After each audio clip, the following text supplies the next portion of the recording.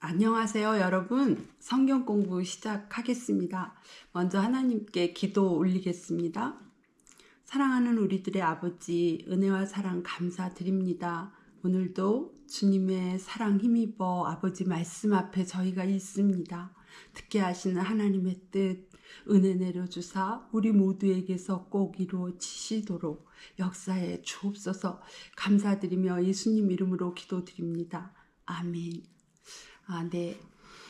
지난 시간에 말씀드린 바와 같이 가인은 하나님의 책망과 권고를 받았음에도 그 말씀을 명심하여 듣지 않았습니다.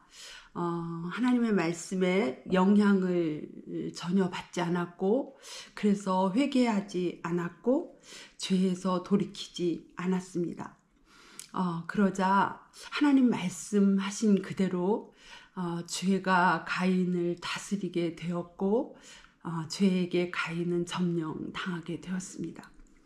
그 결과 그는 동생을 돌로 쳐서 죽이는 끔찍한 일을 저질렀습니다. 지난주에 이어지는 말씀입니다. 창세기 4장 9절입니다. 주님께서 가인에게 물으셨다. 너의 아우 아벨이 어디에 있느냐? 하나님의 말씀을 싹 무시하고 동생을 죽이는 죄까지 저지른 이 가인을 하나님이 찾아오셨습니다. 그럼에도 불구하고 차마 버릴 수 없으시고 또 차마 포기할 수 없는 가인을 향한 하나님의 긍휼과 사랑이셨습니다. 이런 하나님의 심정에 대해 하나님은 에스겔서를 통해 우리에게 이렇게 말씀하고 계십니다. 에스겔서 33장 11절입니다. 너는 그들에게 전하여라. 나 주 하나님의 말이다. 내가 내 삶을 두고 맹세한다. 나는 악인이 죽는 것을 기뻐하지 않고 오히려 악인이 그의 길에서 돌이켜 떠나 사는 것을 기뻐한다. 너희는 돌이켜라. 너희는 그 악한 길에서 돌이켜 떠나거라. 이스라엘 족속아, 너희는 왜 죽으려고 하느냐 하여라. 아멘. 악인이라도 살리고 싶으신 하나님의 심정이 절절히 전해집니다. 죄에서 죽음에서 사람을 살리고 싶으신 이러한 하나님의 간절한 열망은 마침내 그 아들을 십자가의 죽음에 내어놓으시는 일조차 마다하지 않으셨습니다. 우리 주님은 그렇게 우리를 살리고야 말겠다는 간절하고도 절절한 심정으로 더할 수 없는 고통의 십자가의 희생과 죽음을 끝까지 감수하셨습니다. 이 진실이 복음성가를 통해 우리에게 이렇게 증언되고 있습니다. 주님 가신 길, 십자가의 길, 외롭고 무거웠던 길, 골고다의 거친 언덕길, 지치신 주님의 음성, 오 나의 주님 용서하소서. 죄인 위해 고난 받으셨네. 이 세상에 생명 주시길 그렇게도 원하셨던 길.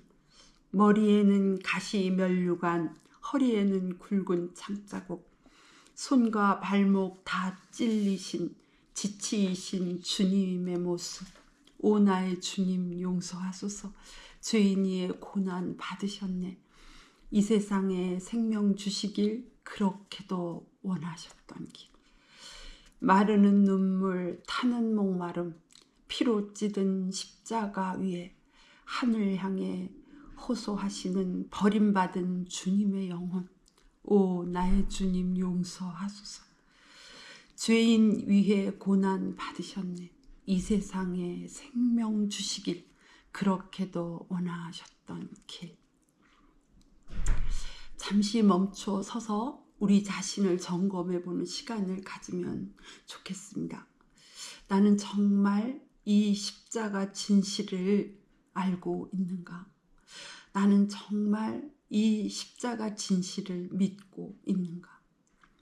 우리가 이 진실을 진짜 믿고 있는 사람이라면 우리는 마음을 다하고 성품을 다하고 뜻을 다하고 정성을 다하고 힘을 다하고 목숨을 다하여 우리 주님을 사랑하는 길로 나아가지 않을 수 없을 것입니다. 나를 통해 그리스도께서 존귀히 여김을 받으시도록 살아내려는 몸부림 말입니다.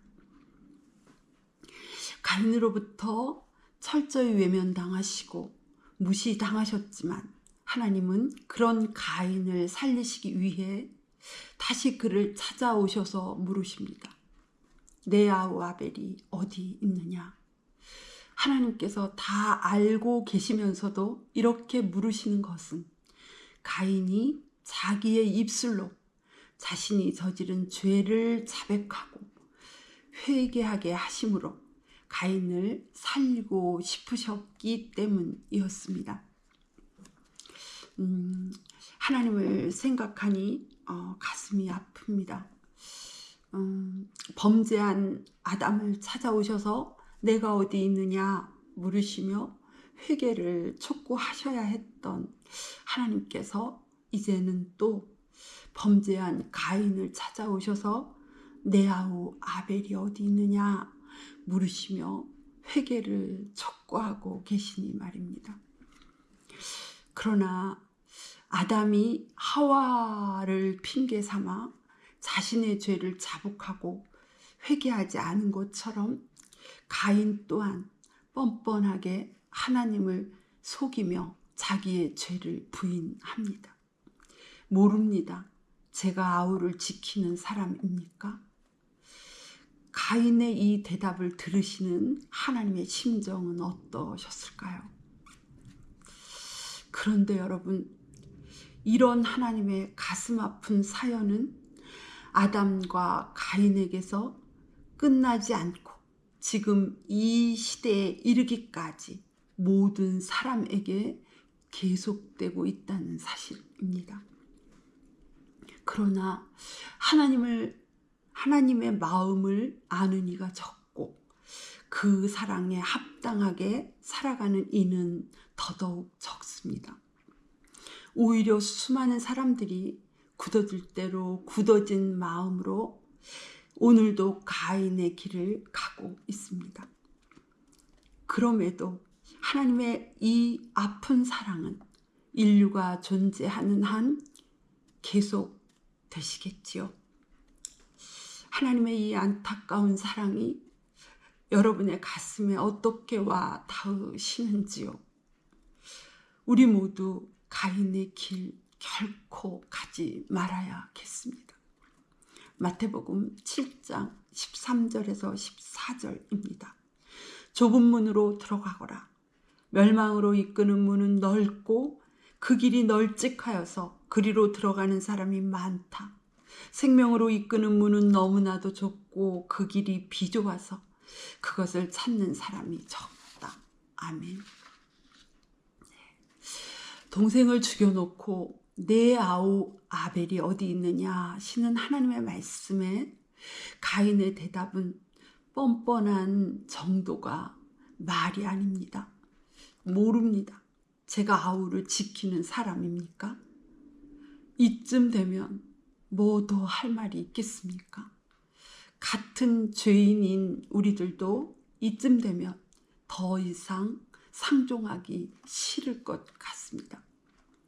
그런데 거룩하시고 순결하신 하나님께서 이렇게도 뻔뻔한 가인을 포기하지 않으십니다. 버리지 않으십니다. 다시 상종하십니다. 다시 말씀하십니다. 창세기 4장 10절에서 12절입니다. 주님께서 말씀하셨다. 내가 무슨 일을 저질렀느냐? 너의 아우의 피가 땅에서 나에게 울부짖는다. 이제 내가 땅에서 저주를 받을 것이다. 땅이 그 입을 벌려서 너의 아우의 피를 너의 손에서 받아 마셨다. 내가 밭을 갈아도 땅이 이제는 너에게 효력을 더 나타내지 않을 것이다. 너는 이 땅 위에서 쉬지도 못하고 떠돌아다니게 될 것이다. 아멘. 자신의 죄를 자백하지도 않고 회개하지도 않는 가인에게 하나님께서 직접 가인의 죄를 지적하시고 이어서 그 죄에 대해 가인이 치러야 할 형벌에 대해서 말씀해 주십니다. 저주를 받고 이 땅에서 편한 삶이 아니라 떠돌아다니는 삶, 살라시는 것이었습니다. 이것은 가인에게 동생을 죽여놓고도 편하게 살 생각하지 말고 평생 떠돌아다니는 불편한 삶으로 자신이 저지른 죄에 대해서 회개하라 하시는 것이었고, 그것은 회개를 통해 그가 죽지 않게 살게 하고 싶으셨던 하나님의 마음이셨습니다. 그러나 이어지는 가인의 대답은 이러했습니다. 창세기 4장 13절에서 14절입니다. 가인이 주님께 말씀드렸다. 이 형벌은 제가 짊어지기에 너무 무겁습니다. 오늘 이 땅에서 저를 쫓아내시니 하나님을 뵙지도 못하고 이 땅 위에서 쉬지도 못하고 떠돌아다니게 될 것입니다. 그렇게 되면 저를 만나는 사람마다 저를 죽이려고 할 것입니다. 아멘. 가인의 마음이 정말 속속들이 썩었습니다. 동생은 자기 때문에 돌에 맞아 죽었는데 동생을 죽인 죄에 대한 형벌로 쉬지 못하고 떠돌아다니는 것이 자기가 짊어지기에 너무 무거운 형벌이라 말하고 있습니다. 도대체 양심이라고는 없는 사람인 것 같습니다. 동생을 죽여놓고 하나님을 뵙지 못하게 되는 것을 하소연하고 있습니다. 또한 동생은 죽여놓고 자기는 죽을까봐 벌벌 떱니다. 어디 하나 바른 마음, 바른 양심이 없습니다. 가인은 정말 조금도 회개하지 않았습니다. 그러나 절절한 사랑으로 사람을 살리시기 원하시는 하나님은 이런 가인도 죽는 것을 원하지 않으셨습니다. 이어지는 말씀입니다. 창세기 4장 15절입니다. 주님께서 그에게 말씀하셨다. 그렇지 않다. 가인을 죽이는 자는 7갑절로 벌을 받을 것이다. 주님께서는 가인에게 표를 찍어 주셔서 어느 누가 그를 만나더라도 그를 죽이지 못하게 하셨다. 아멘.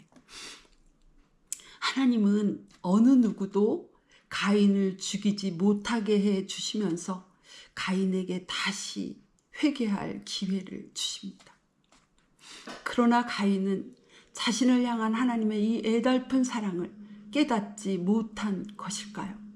아니면 깨달았어도 자신의 욕망이 더 소중했던 것일까요? 이제는 정말 회개할 만도 한데 가인은 끝내 부패한 마음을 회개하지 않고 이 은혜로우신 아버지의 뜻마저 저버립니다. 이어지는 말씀입니다. 창세기 4장 16절에서 17절입니다. 가인은 주님 앞을 떠나서 에덴의 동쪽 놋 땅에서 살았다. 가인이 자기 아내와 동침하니 아내가 임신하여 에녹을 낳았다.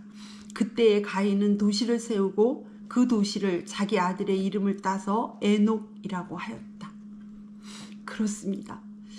가인은 떠돌아다니며 살라신 하나님의 말씀에 또다시 불순종하며 도시를 세워 안주하기로 결정했고 그 삶을 선택했습니다.